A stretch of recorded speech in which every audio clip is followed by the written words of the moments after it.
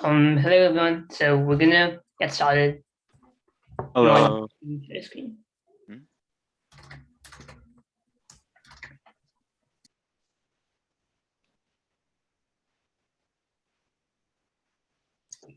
Hello. So in this workshop, we're going to be going over tips to be a better programmer. So this is like something really important that I wanted to cover because a lot of beginner programmers don't really know what the next step is or like what kind of conventions they need to follow to be a good programmer. So, and I've seen this in a lot of my friends who have who are trying to learn programming. So I think that this workshop will help all of you. So first off, something that is really important in like programming is to not repeat yourself. This principle is called dry programming, and I've seen a lot of people having like code that is like really repetitive, and that's not good for debugging and all of these things. So I strongly recommend writing really concise code, and it also makes sure that your code is readable. So here are some examples of code that is really repetitive. So why would you write full lines of ls that append high, and you can just do ls equals high times full? And I've heard of many people say like, oh yeah, long code is better, but actually shorter code is better because it's easier to understand and it's more concise. So this is our Python code, and in the val code you can see a function that reverses a list. How would you do that when you can just do ls equals ls colon colon minus one? And this is another example. So you print numbers from 0 to 4. You can instead just do this in a for loop. So this is just something we kept for fun, but essentially the idea is like do not write code, do not write bad code, and always keep this in mind whenever you do coding. And even though this is like really obvious, people in general don't really keep this in mind when they code.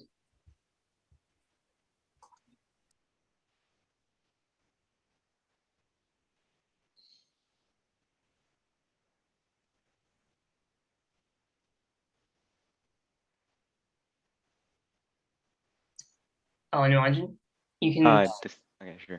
Okay, so code organization is very important when you're writing large scale projects, and it can definitely help you keep your code concise, but it can also keep it much more extensible. And extensible is the much more important, bigger picture that we're trying to point out here, because you want your code to be understandable by someone else. You want your code to be expandable, and you want your code to like really be able to expand and grow.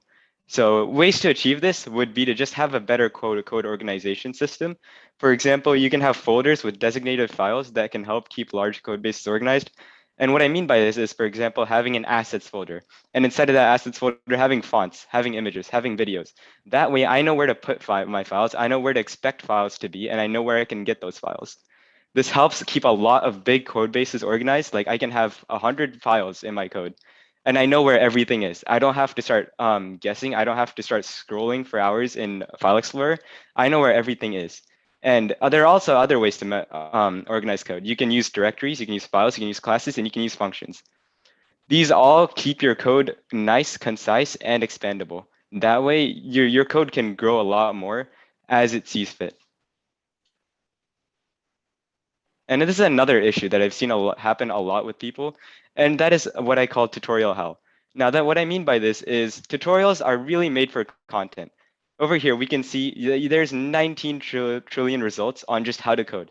That's such a basic question, but there's so many different answers to it, and um, getting it makes getting into programming a lot much more harder than it really needs to be, because let's face it, documentation is always free. It's written by a first party, and it's always going to be the best source of information, unless the project that you're trying to use is very poorly documented, which goes back to what I said earlier. We want to keep our code expandable, and on not documenting our code is not a good way of doing that. And also, project-based learning is very effective. And I need to reiterate this because I've seen a lot of people just watch tutorials, learn new coding languages maybe, and that's great. That's really good, but that isn't really teaching you how to code. The way to code is to take a problem, break it down, and really go into project-based learning. Another big thing is readability. Now, this happens a lot with coding, and that is, for example, here, I could put the cost and I could put the number of cars. I could just do, say, 32,173 times 1,000. When I look back at this code a week later, I'm not going to understand what any of this means. When I isolate my code like this, I can really clearly understand what's going on, and that way I can help maintain it on the longer run. And I can also expand around this code. I can maybe add more numbers of cars, for example, or I can increase the cost. And it helps me understand this code a lot better in the longer run.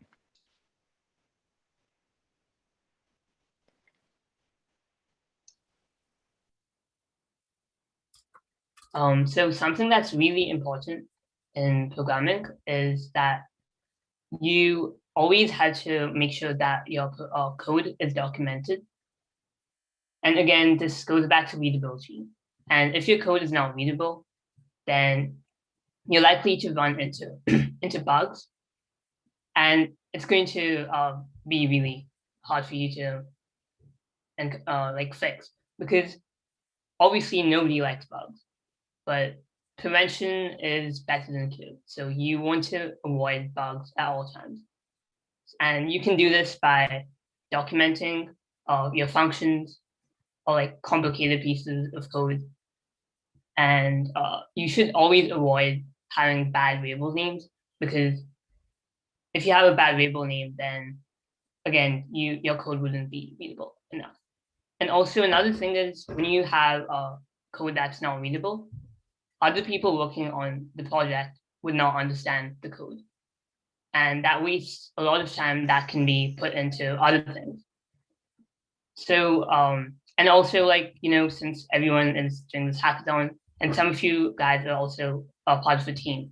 So it's really important that you write clear code so that your teammates can also understand what kind of code you've written. And you don't need to document like every single line of code. You essentially just need to have like a basically have the comments show a basic understanding of like the function. So basically, it doesn't have to be too detailed. And what is good practice is having helper functions that avoid repetition of code. So for example, if you have a function that you call in multiple places, then that would be better than having the code repeated in both the places. All right, so now I want to talk about external tools that can really help boost your productivity. And one of the main biggest tools that I found really useful is code analysis. Now here at the bottom over here, we can see an example using a tool called ESLint. What ESLint does is it goes through your JavaScript before you actually deploy it into any mainstream production server, and it looks for bugs. Like over here, I have a problem where I have an unexpected character, right? This is very useful because JavaScript, as you know, is a weakly typed language. You don't have that much support for it. And you're just going to ship it into a browser inside of a client-side browser. That's very dangerous, and you want to make sure you're catching as many bugs as you possibly can before you actually ship it into production, right?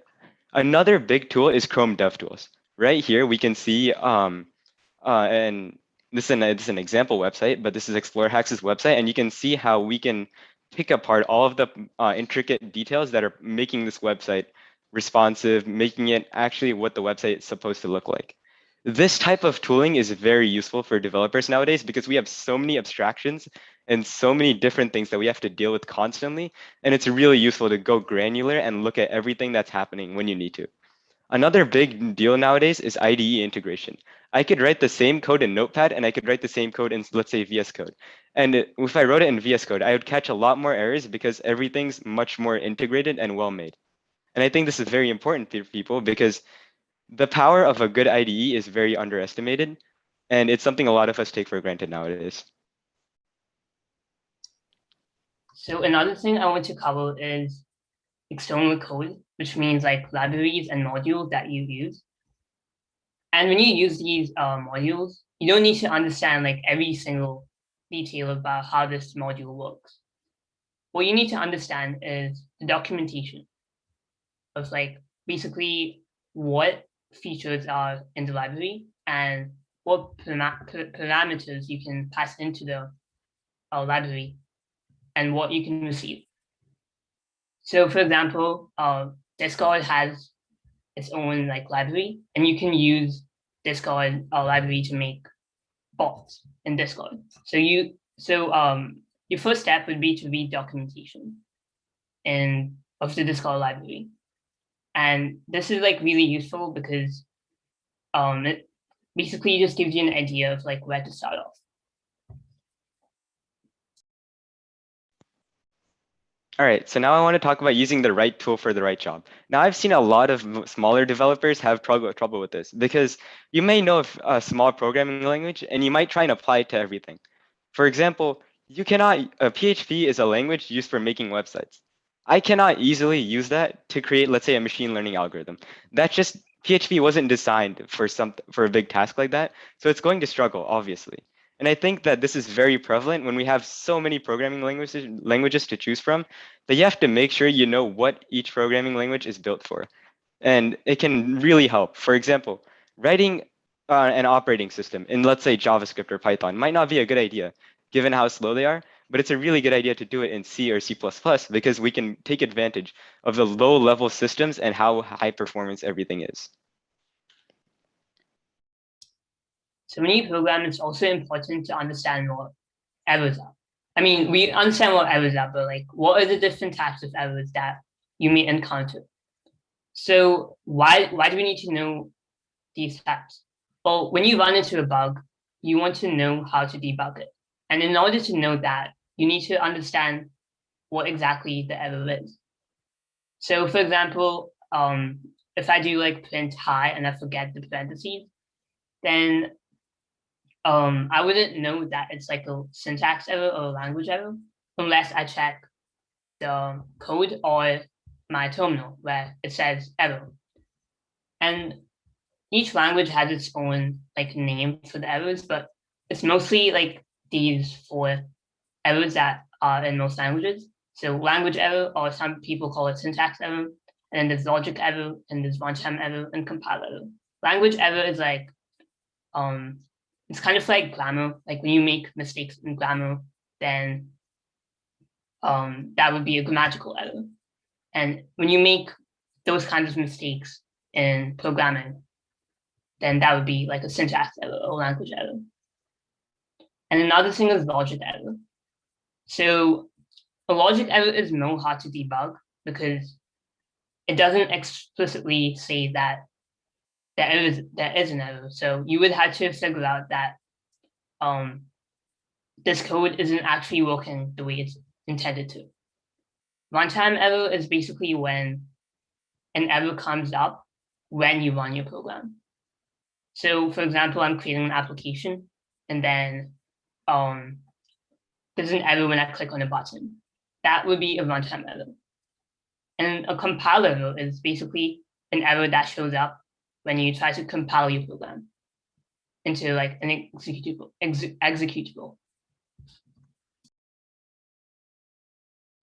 And I just want to add on here. I've seen a lot of people just look at the error that they're given and just copy it into their browser.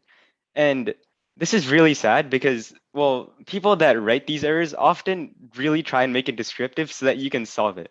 And often just Googling it up or just asking your browser is not the best way to do it. And I really think that if you look at the error for a while and try to understand why it can happen, you could honestly just get a lot farther than just asking Google because a lot of it is very um, application specific and what you're trying to do. And it may not just be a good idea to Google up why you're getting a type error, obviously, and stuff like that always happens. So moving on, we have handling errors. Now, this is how you're supposed to actually find that there's a problem with your code and how you're going to solve it. The first step is to log your errors. Now, this can be done by, over here, we can see that we're logging when a new device, USB device pops into our USB hub. And this is a great way of showcasing logging because we are logging each step that the program is going through. This way we can see where our program actually went wrong and we can try and figure out what all the steps to reproduce it are. Having errors that are reproducible are one of the best ways to solve them. Another thing is isolating errors. This also goes into making sure that your errors are reproducible because isolating errors basically means trying to figure out exactly what's causing it. And it goes hand in hand with logging because logging is used for isolating errors. Now, when you isolate an error, you want to try and figure out where in your code it could possibly break, and then you want to try and fix it. Obviously, it's a lot more complicated than what I said, but this is the main way to solve that type of issue. So another thing to follow when you want to avoid bugs is testing. So there's something called unit tests that are essentially tests that make sure that every piece of code works the way it's intended to. So I mentioned earlier about logic errors, and they're really hard to spot. And you can actually spot them really easily when you use unit tests. And then another thing is integration tests and end-to-end tests. So integration tests, I'm not completely sure about that, but I'll get back to you on that. Anuranjan, if you want, you can talk about that. Yeah, so unit tests are basically testing each individual method or function to see if we are getting the same reproducible output as we should be getting. Integration tests are when we integrate other functions to work together to see if we can solve a problem. So let's say we have, we're giving an API request to fetch something from a database. That would be an integration test because we're testing multiple parts of our system. And finally, an end-to-end test is making sure everything all ties in together so we have one good product. Now, debuggers are relatively new and they're very useful if you've used them before. Basically, what they allow you to do is they give you a full suite of debugging software that you can use to go through your code and figure out what's exactly causing issues. This ties into logging somewhat, but this is basically a much better way of logging, and also is much more tedious, much more time consuming, and much more harder to do. So one of the main biggest advantages is evaluating expressions. Let's say at the middle of your program, you want to see exactly what the 12th character of text is. You could write a print statement, but you'd also be writing 10 million other print statements along with your code. If we do it like this, we can easily just evaluate an expression like this. We can just ask, what's the 12th character at text? And it will give you the answer of O here. And we also get inline variable values, which is very nice. You can see exactly what's being passed into the function, what you're getting out, what each step is doing. And we can also run our code line by line. This is a very useful feature that I'm pretty sure not a lot of people understand. Have you ever had those print statements inside of a for loop that runs like 20 times and you're trying to figure out which one of the 20 times actually caused your code to break? Well, if you use a debugger, you can go line by line, try and figure out which iteration actually messed up your code. And this type of tedious viewing may be tedious, but it's so much better to see exactly how your code runs, how everything integrates together, and how everything works. So now I'd like to talk a bit more about our journey and how we got here and how we can give this type of advice to you guys. So I'm going to talk about my programming journey. Well, I was first introduced to Scratch by my dad when I was like really little, I think like fourth grade. And then I kind of got into like creating projects and like making games and things like that. So I was like, oh yeah, programming is like really cool. So I want to learn more by basically like watching YouTube videos and stuff and figuring out how to make games because I really wanted to make a game myself. So essentially I tried to focus on that passion, and then I looked online and like watched YouTube videos and started making games in Python. So I wasn't only watching YouTube videos, I was also trying to implement what I learned in projects. So in high school, I basically attended a lot of hackathons. And again, I basically tried to make sure that I implemented what I learned in projects. And projects also help you learn more things. So I also wanted to make like a chatbot. So I made something called DailyBot, and that essentially talks to you. It's like a Discord bot that talks to you, and I use like machine learning and PyTorch to make that. So I learned more about machine learning through that process. Another thing is Spotlight. Spotlight was basically it basically integrated the Spotify API. So I figured out how APIs work. And then another thing was Schoology discussion analytics. So basically my literature teacher in my high school, he had some problems with Schoology, and like Schoology did not like offer complete like all the features. So I created a program for him to make things easy for him. So I essentially tried to use this as a learning opportunity and also use my coding knowledge to help other people in that community. As of right now, I'm working on Explore Hacks website and Danny Academy. Danny Academy is essentially like a YouTube channel where I teach code, and I was like working on making a website for Danny Academy. All right, so now let's talk about my experience with programming computers and everything in general. So I was introduced to computers at a very young age. My dad was very into Linux, I guess, and obviously I used the family computer, right? And that was running Linux. And I guess like it was very interesting to see my dad like work with Linux, do stuff like that. And that was always making me curious about what computers are, how computers work, that kind of thing. And so in seventh grade, obviously I slept on this passion for a bit as I was too young. In seventh grade, I attended a Java course. And this is when this is when I'd like to refer back to something called tutorial hell, which I explained earlier, right? I took a course, sure. I learned object-oriented programming, stuff like that. But I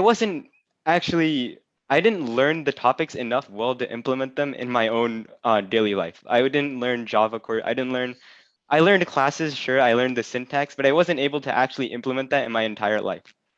So high school rolls around, right? And I learn about hackathons and events, community events, stuff like that. And I go to one of them, and that's when it really clicks in me. I did not know programming, coding, that kind of thing. I did not know them as much as I thought I did. And this was the eye opening for me. This is when I actually realized how much bigger of a scope programming can really be and how much more of a greater skill it is. And so from there, I took APCS, and APCS was really a big motivator for me, as our teacher was one of the best teachers I've ever had, and he really went far well and beyond into what coding is. He taught us a lot about advanced data structures, heaps, maps, linked lists, that kind of thing.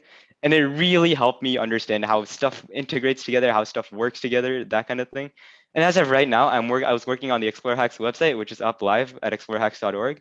I'm working on Thrive, which is a student mobile app using React Native for managing time. And finally, I'm working on CXBot, which is the TypeScript Discord bot that can serve users. Essentially, the key takeaway from this short presentation that we did was that basically you should make sure that whatever projects you do is like a learning experience, and also make sure that the projects you do are actually the ones that you enjoy doing.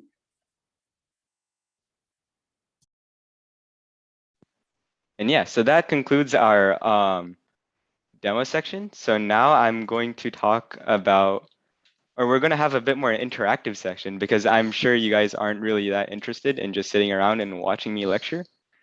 So I'm getting the link here. And yeah, so hold on. All right, so this is a Google Colab and you can join it and you'll be able to follow along here. We're going to be doing something much more interactive and we are going to follow along.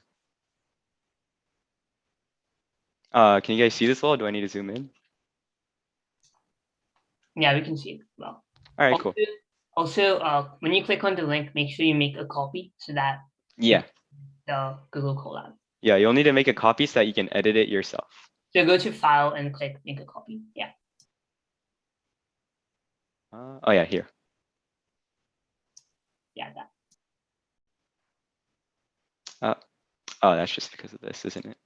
Huh. All right, okay, we have our copy. Well, it's ready to go. So this workshop is basically for debugging, and you can follow along on this collab. We gave you a bunch of examples that you can use to basically go through and you can follow along. So let's look at what the prompt is. It's a type error. This comes up a lot in programming. So we have a type error. When we run this code, which you'll see here, we have to enter a number, right? So let's say I want 10. And we get a type error, right? So remember, instead of just clicking the Stack Overflow button, we have to understand what the error is and we have to figure out what's actually causing the problem here. So let's see. String object cannot be interpreted as an integer. So, well, that makes sense, right? The input method gives you a string, but we want an integer, right? Because we're going to use it in this range function, and the range function, yeah, it says right here.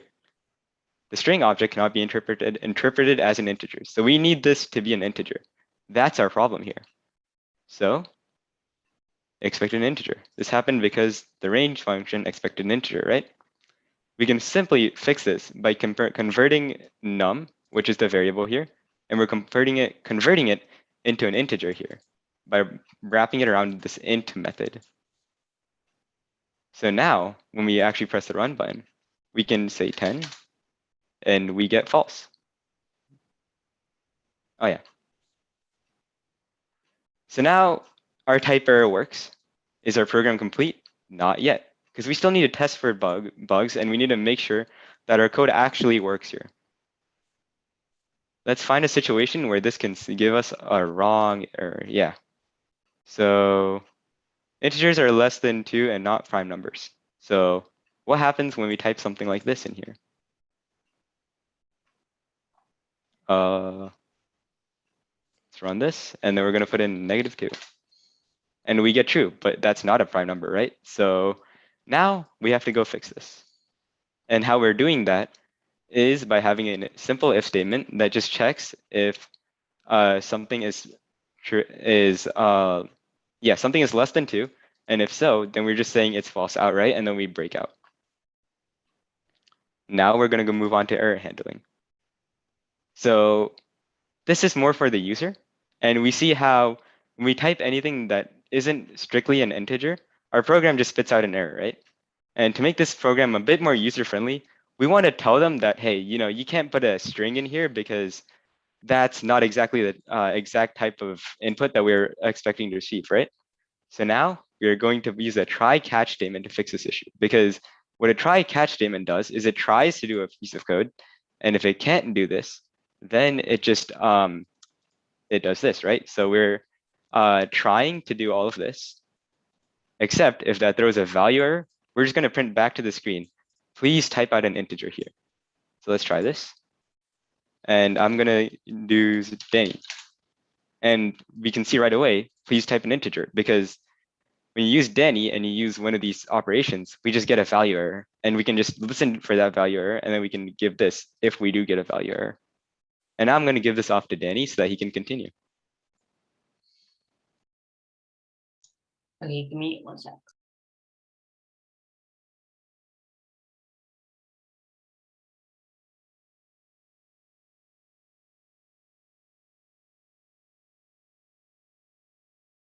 Yeah, we just finished error handling. Can you guys see my screen? Yep. Okay, cool. So another thing that we want to make sure that we keep in mind is our user interface. So making sure that the user knows exactly what they need to do when they run the program. And so we're basically going to make a user interface so that we can debug quicker. That's another thing, because if you have a really complicated user interface, we might be overwhelmed with all the inputs that we need to pass in for testing. And since we have a while tool, essentially we do this because we don't need to run the program every single time we need to test. So we can keep basically if I run this,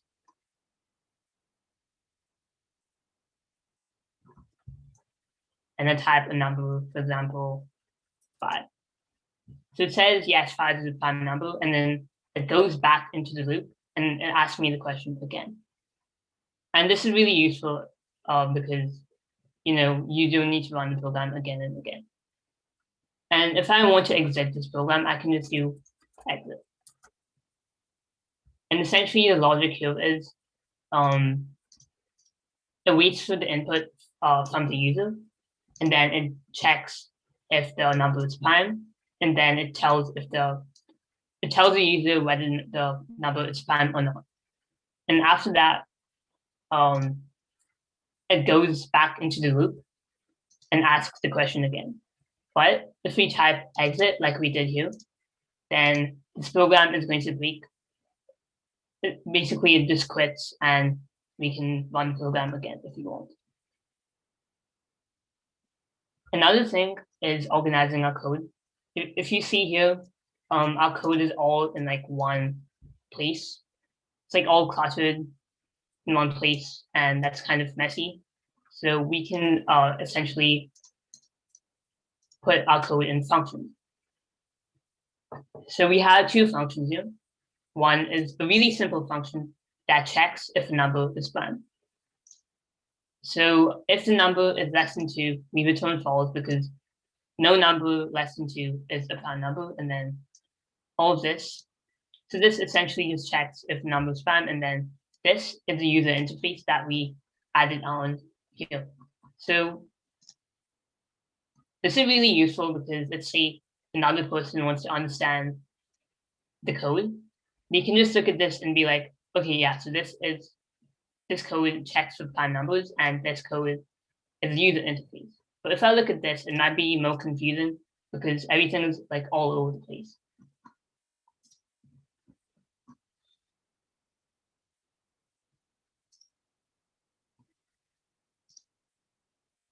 So another thing is testing. So essentially, we want to check.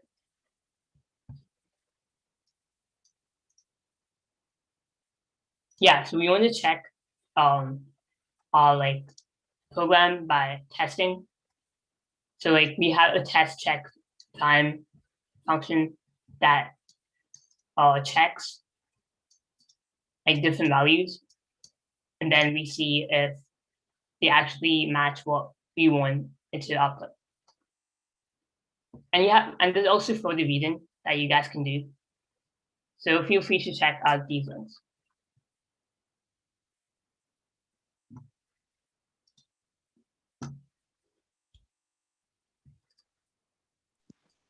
All right, so that pretty much concludes our workshop. If you have any questions, feel free to ask them. And yeah, we'll be handing out the 2 forms soon.